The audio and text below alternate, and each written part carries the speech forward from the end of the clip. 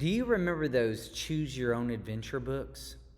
They were popular when I was growing up, and they still publish them today. What I liked about them was that you could read the story and you could make a choice where you'd go into the story, and if you didn't like the outcome, well, you could always backtrack and take a different route. You kind of controlled your own destiny. Wouldn't it be nice if life worked that way? Think about it. We all dream big dreams when we were younger.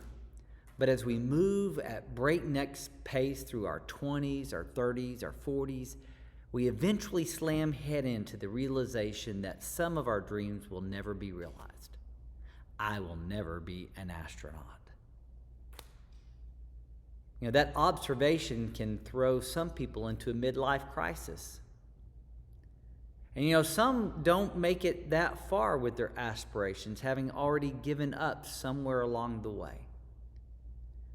Some run into conflict that makes them wary and they settle for less. And still others make bold decisions to trade one dream for another.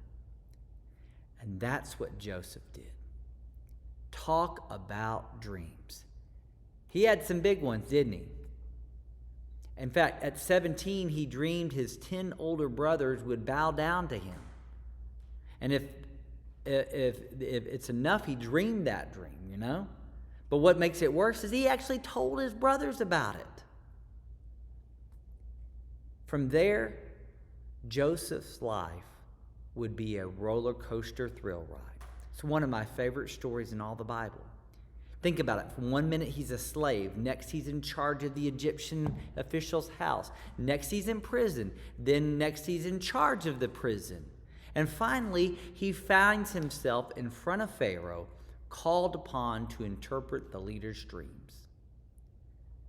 And with God's help, he was able to warn Pharaoh that he would have 7 years of abundant crops, and so he should be put in charge of the storehouse in anticipation of 7 years of famine.